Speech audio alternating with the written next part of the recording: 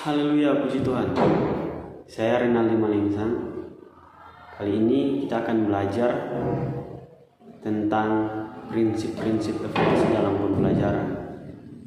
Di mana ketika kita melakukan sebuah proses pembelajaran, untuk kita melihat hasil yang baik dalam proses pembelajaran tersebut, perlunya sebuah evaluasi yang harus kita lakukan. Agar ketika proses pembelajaran itu berjalan, sebuah hasil yang akan kita dapat, kita bisa ketahui karena kita melakukan sebuah evaluasi dalam pembelajaran. Dan saya akan membawakan materi dari MK Evaluasi Pembelajaran tentang prinsip-prinsip dalam pembelajaran.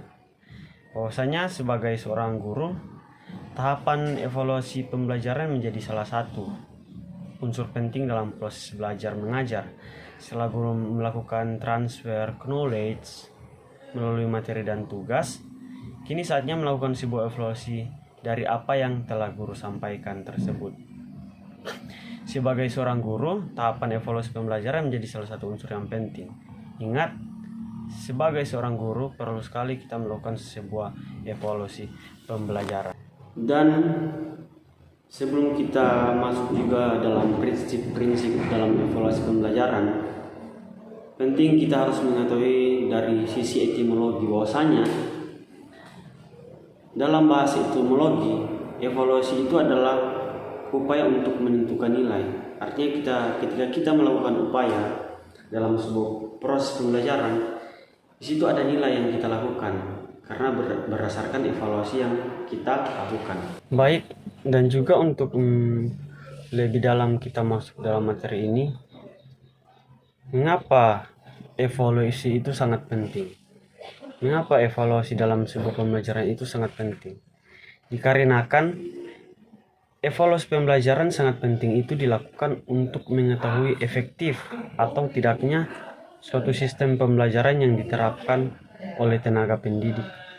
Artinya untuk mengetahui seberapa suksesnya sebuah proses pembelajaran yang kita lakukan.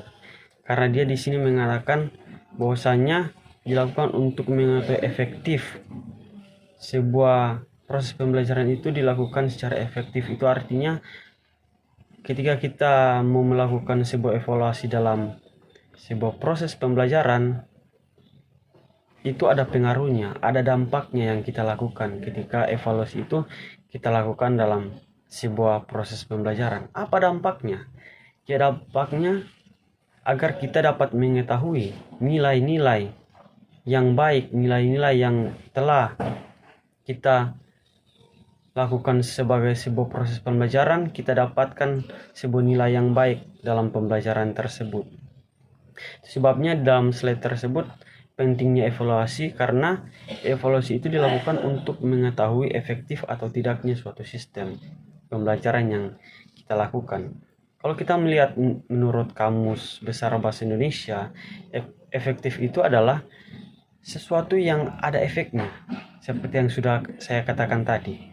Sesuatu yang ada efeknya atau akibatnya, pengaruhnya, kesannya sejak dimulai berlakunya suatu evaluasi yang kita lakukan, atau lebih tepatnya sebuah pembelajaran yang kita lakukan dalam proses pembelajaran di kelas tersebut.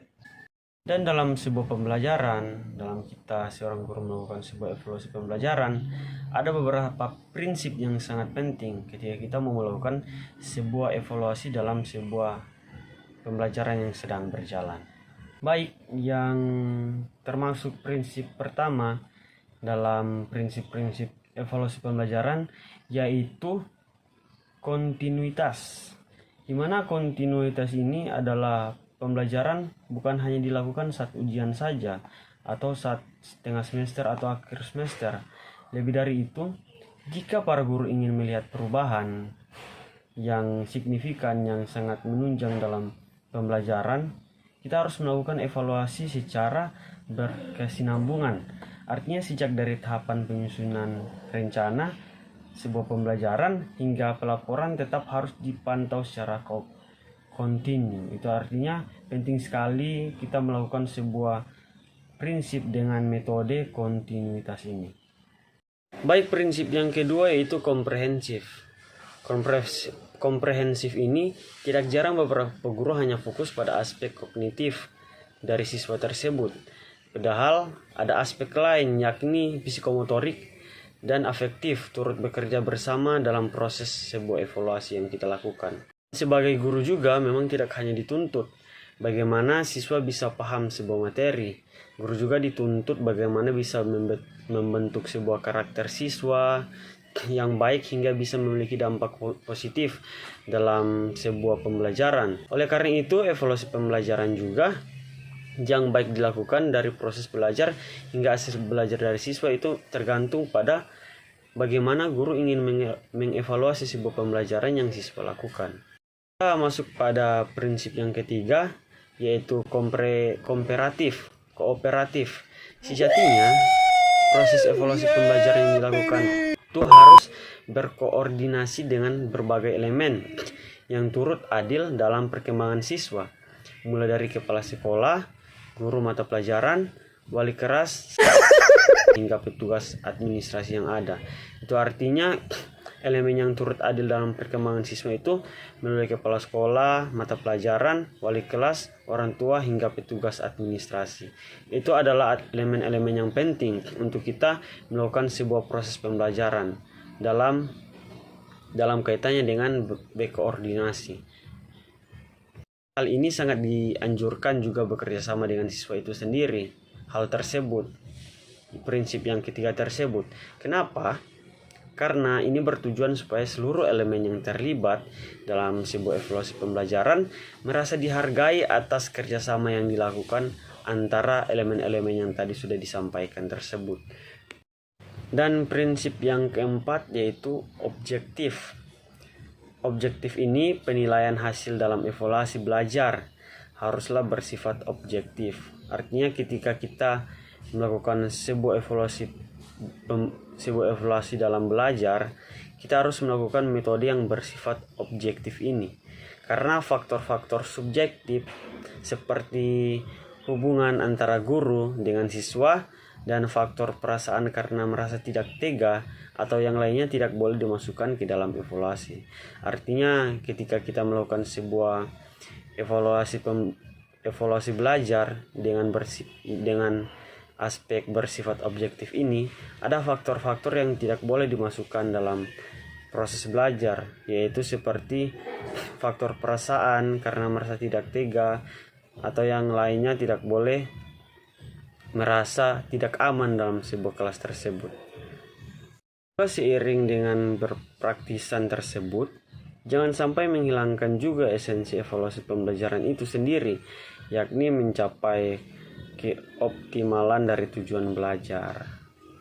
Serta pada prinsip ini sangat menekankan kemudahan guru untuk menyusun instrumen penilaian yang mudah digunakan tidak hanya untuk dirinya sendiri, tetapi juga memungkinkan digunakan untuk guru-guru lain. Artinya prinsip ini itu bertujuan juga bukan untuk guru sendiri, tapi untuk semua guru yang melakukan sebuah evaluasi, bahkan yang mengajar semua siswa yang ada. Begitu maksudnya. Dan kita masuk pada prinsip yang kelima, yaitu praktis. Prinsip yang kelima yaitu praktis. Prinsip evaluasi pembelajaran harus bersifat praktis. Artinya kegiatan tersebut harus menghemat biaya, waktu, dan tenaga. Artinya adalah tindakan yang menghasilkan sebuah hasil yang efisien. Karena prinsip praktis ini, itu kegiatan tersebut harus menghemat biaya, waktu, dan sebuah tenaga.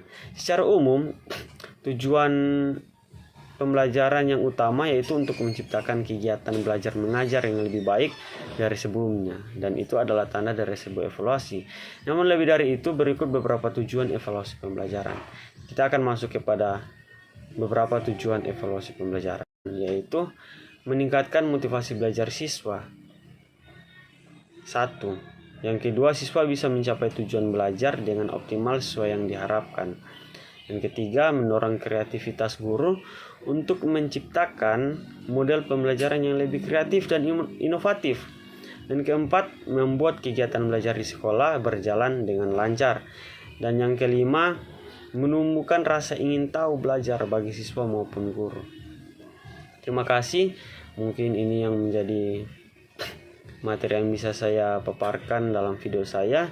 Mudah-mudahan dapat membuat saudari-saudari sekalian menambah pemahaman yang lebih luas lagi melalui materi ini. Puji Tuhan, Tuhan Yesus baik. Haleluya.